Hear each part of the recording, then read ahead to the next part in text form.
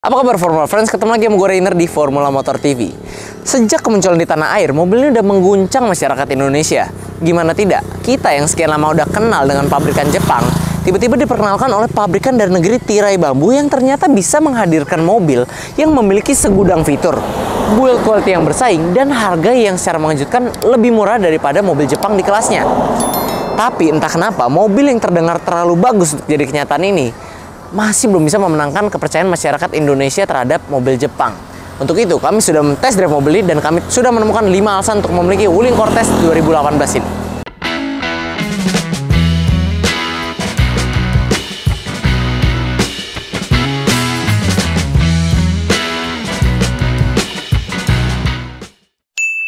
Untuk pertama kita bahas jelas fiturnya dulu, karena ini mobil punya segudang fitur.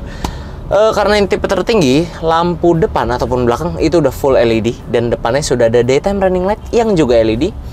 Lalu dia punya velg two-tone, dia juga punya roof rail untuk kalau kalian bawa barang. Dan ketika masuk ke dalam, nyalain sih memang belum start stop engine, masih pakai kunci. Tapi di sini sudah banyak yang bisa kita bahas. Mulai dari sini, pelipatan mirrornya sudah elektrik. Headlamp pun ada mode autonya sama seperti wiper, dan kalau untuk headlamp ada adjusternya untuk arah headlampnya mengarah.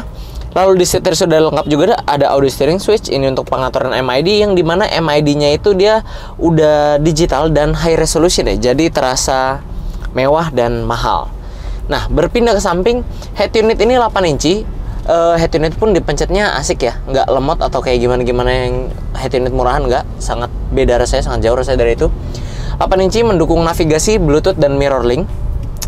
Lalu bagian bawahnya AC-nya digital yang lagi-lagi tampilannya didesain secara cantik dan mewah ya oleh Wuling. Nah, dan yang paling keren ada sunroof. Waduh, ini dia, tapi jangan kita buka dulu lah. Ini ada sunroof, jadi jauh dibanding rivalnya yang nggak ada sunroof ya ketika pada masanya. Dan jok kanan kiri depan sudah elektrik, lapis kulit juga, dan belakangnya sudah captain seat. Keren banget kan? Terus mobil ini juga paham betul tentang yang namanya mobil keluarga itu pasti diisi oleh banyak orang sampai baris 3. Makanya dia sudah dilengkapi dengan USB port, USB charging, itu 2 di depan, 1 di baris 2 dan 1 di baris belakang. Selain itu, yang bikin masuk dalam mobil ini terasa beda daripada mobil di kelasnya, karena ini dashboard sini nih, ini soft touch loh. Ini soft touch, ini soft touch, ini soft touch, ini soft touch lagi.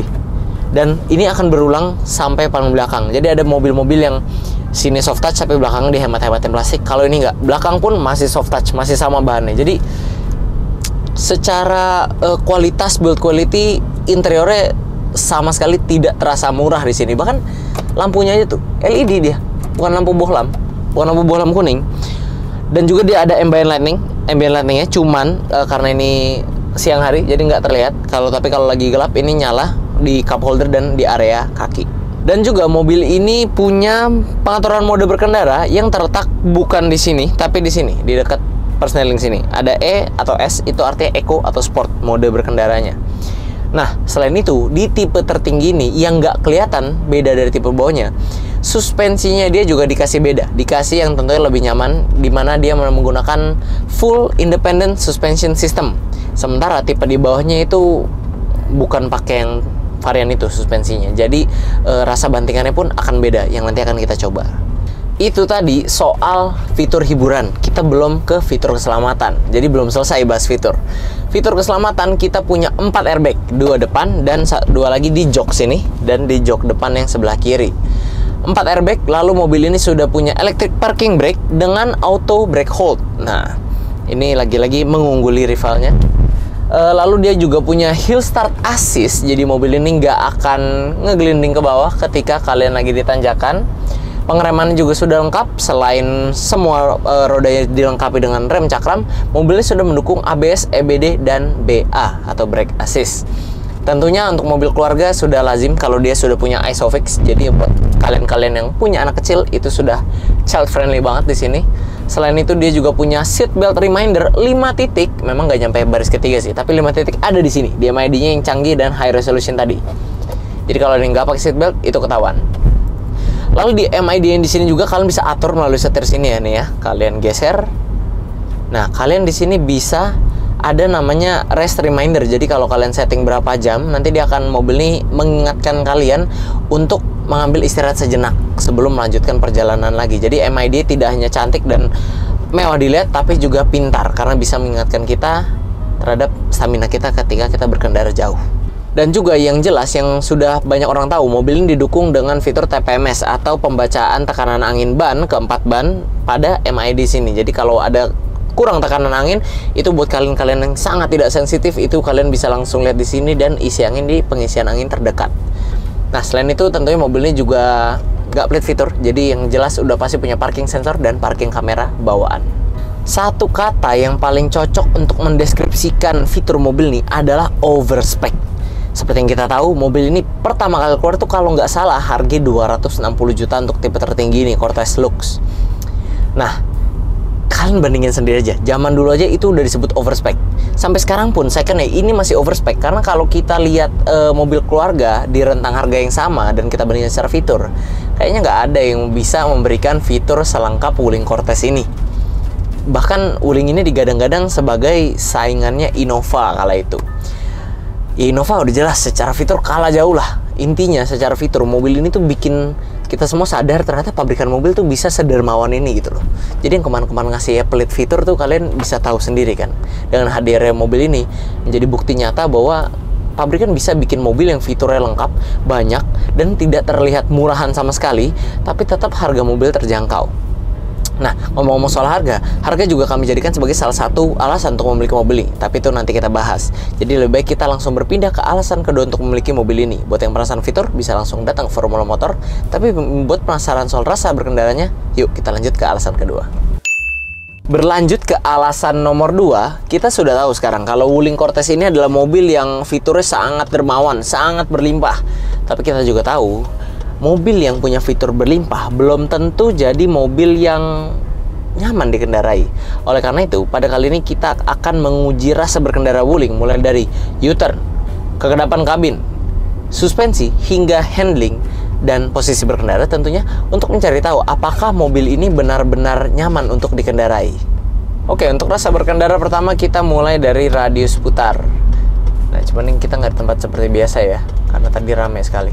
Jadi kita muter sini aja. Kita sudah mepet sebelah kanan.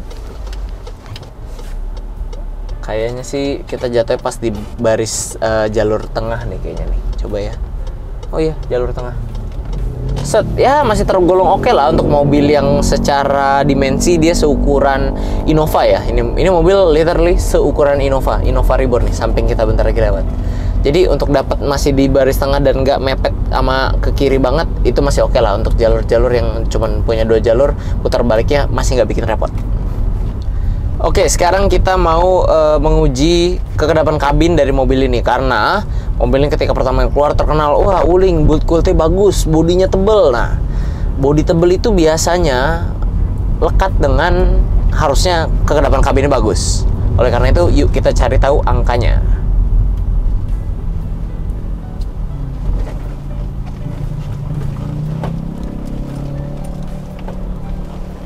Ya, angkanya di bawah 60 sih. Angkanya di bawah 60. Tadi ada motor knalpot racing lewat, dan ini kita masih sama-sama di jalanan perumahan yang biasanya kita tes kekedapan kabin. Memang menunjukkan angka yang cenderung lebih kecil dibandingkan mobil-mobil yang kita udah coba sebelumnya.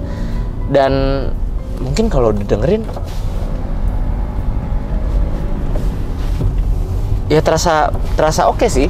Walaupun kacanya bukan double glass ya, nggak kayak Mazda lah. Kalau mobil harga segini kayak masa kita harapin double glass. Tapi ya intinya perdaman kabinnya oke lah untuk mobil yang katanya bodinya tebel, platnya tebel, cukup terbukti translate ke kekedapan kabinnya yang lumayan bagus dan bisa kita rasakan perbedaannya daripada mobil-mobil lainnya. Oke, berlanjut ke posisi berkendara. Posisi berkendaranya cukup nyaman ya Wuling ya. Pertama, karena dia seperti yang tadi gue sebutkan, build quality dalamnya lumayan bagus, soft touch di mana-mana. Jadi di sini nih console box ini bahannya udah empuk, kulit di sini empuk juga. Jadi untuk sandaran tangan di sini pas untuk jadi armrest. Tangan nyaman, nggak pegel walaupun pegangan sini belum ada. Posisi berkendara di sini pengaturannya bisa cukup luas, bisa naikin jok, turunin, maju mundur, dan semua sudah elektrik. Jadi sebenarnya secara keseluruhan, mau visibilitas ataupun posisi duduk empuk atau enggak, posisi duduk nyaman apa enggak, ini udah nyaman banget untuk perjalanan jauh, sudah memadai. Tapi satu hal yang bikin dia jadi ada minus sedikit, ya memang nggak bisa semua positif, adalah setirnya. Setirnya ini nggak bisa diatur. Nah, nggak bisa diatur secara teleskopik, baru bisa tilt aja. Yang dimana itu tentunya akan membuat sedikit membatasi mendapat riding position yang terbaik ya untuk beberapa postur tubuh tertentu. Tapi untuk gue pribadi di sini masih pas karena posisi kakinya pas dan posisi tangan juga nggak terlalu tegak lurus ya. Jadi masih nyaman. Yang jelas buat gue di sini, duduk di sini masih nyaman, dan untuk mayoritas orang tentunya pasti akan nyaman. Tapi untuk beberapa orang mungkin yang lebih prefer setirnya agak jauh atau agak dekat, itu mungkin agak susah karena setirnya belum bisa diatur secara teleskopik. Tapi selebihnya untuk perjalanan jauh, gue yakin ini nyaman. Oke, sekarang pengujian suspensi. Nah, ini nih yang paling seru nih. Kita kecepatan di 60 lah, kita hajar dulu lah speed bump-nya lah.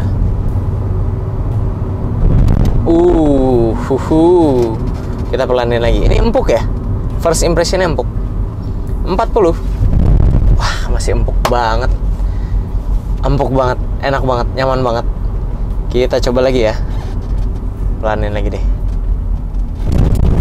Oke.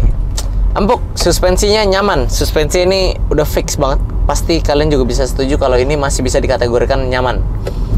Nggak keras. Ada kerasnya sih dikit, nggak full empuk. Tapi dibanding Innova kayaknya masih lebih empuk ini deh. Kayak masih lebih empuk ini deh. Kalaupun beda tipis kali ya. Cuman pokoknya ini enak lah. Ini masih bisa dibilang nyaman suspensinya. Tapi apakah mobil ini akan selimbung Innova? Karena kayak kita tahu Reborn itu mobil MPV yang cukup limbung ya body rollnya, karena dia ground clearance-nya cukup tinggi. Nah, sekarang kita coba aja. Sekarang kita mau menguji handling mobil ini. Mobil keluarga dari Wuling. Yuk kita coba. Wah, limbung ya. Body rollnya masih berasa sih. Coba lagi nih. Set. Wah, berasa. Ya mungkin ini karena efek suspensinya yang lembut tadi ya, yang empuk. Berasa sih. Pengendaliannya nggak terlalu tajam juga. Ya kami rasa ya karena suspensinya juga ya, karakter suspensinya. Pengendalian tidak terlalu tajam dan ke dalamnya agak limbung. Ya sudah lah ya, nggak masalah. Yang penting mobil keluarga itu kan harus empuk. Jadi kalau ketemu jalan rusak gini kita nggak, masih dapat gitu nyaman nih gitu. Masih bisa dinikmati daripada mobil yang keras gitu, pergi pendek-pendek gitu kan. Nah, mending mobil yang seperti ini aja lah. Jadi tetap nyaman karena sesuai fungsinya mobil keluarga. Walaupun pengendalian tidak ini, tapi ya namanya mobil keluarga kan kita enaknya jalan santai, nyaman. Jadi tetap masih mengutamakan kenyamanan. Oke, setelah kita coba semuanya dari 5 poin tadi, kayak kita bisa menyimpulkan bahwa ya mobil ini dirancang untuk memiliki rasa berkendara yang memang mengutamakan kenyamanan. Mulai dari kekedapan kabin yang baik, suspensi yang empuk, dan posisi berkendara untuk driver atau pengemudi yang dirancang nyaman sehingga kita nggak cepat capek atau pegel ketika kita perjalanan jauh. Karena seperti Wuling tahu betul ya, masyarakat Indonesia hobinya tuh wah setiap tahun mudik, melakukan perjalanan jauh, road trip. Jadi tentunya mobil-mobil seperti ini yang mengedepankan nilai kenyamanan adalah mobil-mobil yang banyak dicari tentunya ya sama konsumen.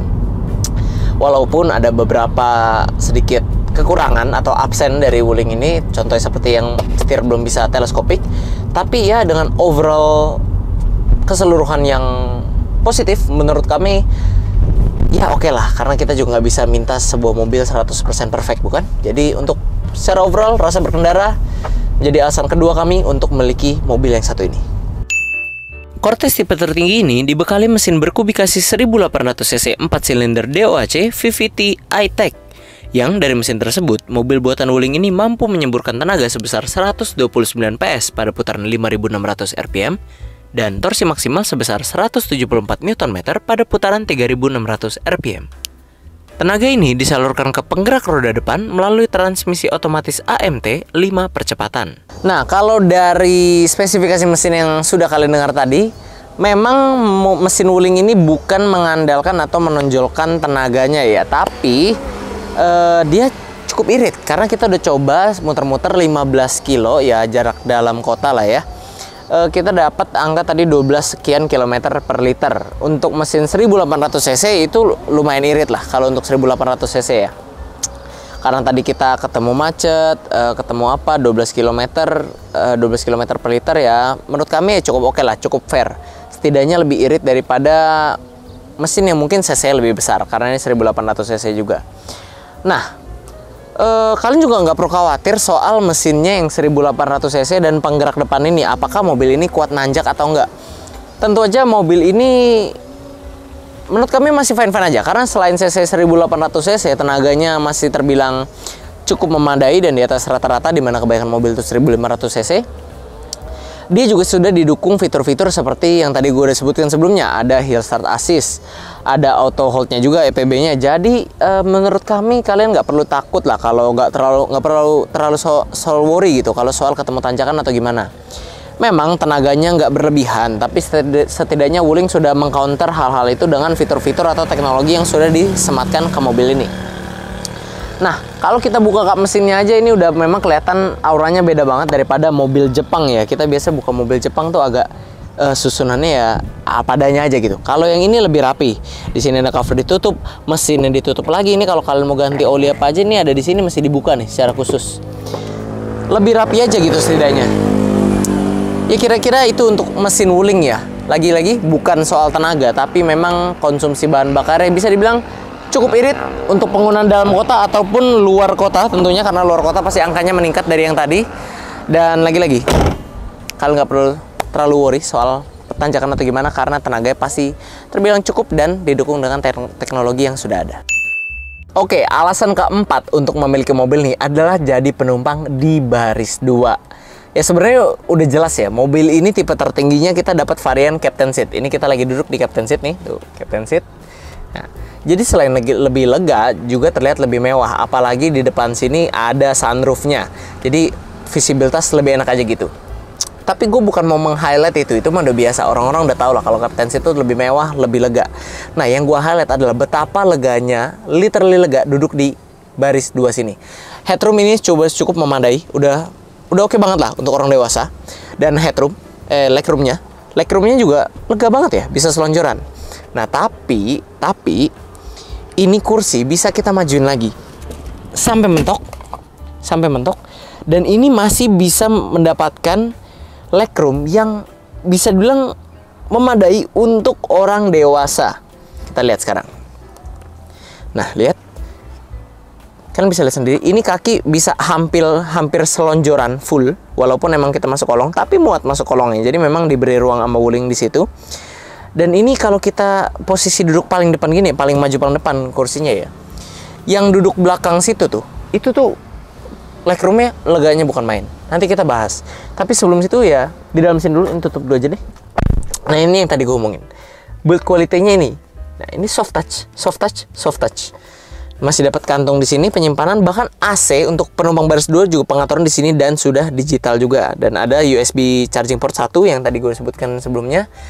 Dan iya, duduk di sini bukan hanya lega, tapi memang literally ekstra lega. Bahkan menurut gue ini lebih lega daripada, lagi-lagi harus menyebut merek, Innova. Ya nggak masalah, nyebut merek kan kita jual dua-duanya. Ya, intinya untuk di baris 2 ini dibanding rivalnya yang jauh lebih mahal itu, ini udah jelas lebih lega, jadi otomatis juga lebih nyaman. Nah, kita sudah membahas baris 2, sekarang kita berpindah ke baris ketiga. Nah, untuk alasan kelima memiliki mobil nih adalah duduk jadi penumpang di baris ketiga. Kita nggak bahas model karena model ya selera, kita jadi nggak full bahas model. Dan harga sebenarnya kalian udah tahu lah, mobilnya emang dari awal keluar aja udah jauh lebih murah daripada rivalnya. Jadi harga kita selipin dikit aja di sini, tapi kita lagi lebih pengen fokus kepada duduk di baris 3 sini. Nah, seperti yang gue bilang, duduk di baris 3 sini itu masih enak dan masih lega dibandingkan kompetitornya. Lagi-lagi headroomnya ini masih sangat lega ya, headroomnya untuk orang dewasa ya. Legroomnya, nah ini yang tadi gue bilang. Lihat, ini masih lega banget legroomnya. Kaki memang nggak bisa full selonjoran karena agak sempit, tapi ya dengan ada yang captain seat jadi bisa selonjoran ke sini, mungkin dengan kompromi dengan penumpang sebelah, karena penumpang situ sudah dapat USB charging port. Iya, tapi setidaknya lega lah. Setidaknya legroomnya ini lega. Memang kalau untuk kakinya ini nggak tersangga full ya, karena lantai dari baris 3 ini agak lebih tinggi, naik sedikit. Nah, tapi ini udah bener-bener memadai banget untuk orang dewasa ya, space-nya ya, karena ini lega banget. Dan juga keunggulannya captain seat ada di baris 2 untuk penumpang baris 3. Jadi buat yang mungkin kalian-kalian yang suka enek atau cepat pusing duduk belakang, itu di sini nggak bakal sama sekali.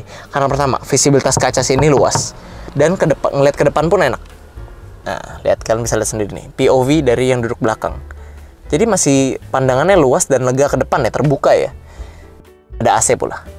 Nah, dan ini senderan bisa diatur. Tadi itu paling tegak. Nah ini paling senderannya segini. Ini kondisi posisi yang sangat rileks dan sangat memadai untuk seorang dewasa beristirahat ketika perjalanan panjang. Oh iya, ngomong-ngomong posisi yang rileks, di baris kedua itu juga bisa ditidurin sampai yang hampir tiduran. Jadi untuk beristirahat itu sangat cocok banget lah di mobil ini. Kenapa kita highlight baris 2 baris 3-nya menjadi alasan keempat dan alasan kelima, karena lagi-lagi dibandingkan dengan rivalnya Toyota Innova, ya mobil ini lebih nyaman untuk diduduki orang dewasa di baris 2 atau baris 3 dibandingkan mobil tersebut yang tadi kita udah sebutkan. Jadi memang harus kita highlight karena memang ini keunggulan yang dimiliki dan ditawarkan oleh Wuling Cortez Lux 2018. Nah, sekarang bicara harga sedikit. Bicara harga ya. Mobil ini ketika keluar harga itu 260 jutaan tipe tertingginya. Jauh di bawah Innova Reborn. Itu udah jelas, udah semua reviewer itu pasti ngomong mobil ini value for money-nya sangat-sangat baik. Nah, gimana ketika second? Harga second mobil ini sekarang di Formula Motor tuh udah nggak nyampe 150 juta untuk yang tahun 2018 tipe tertinggi.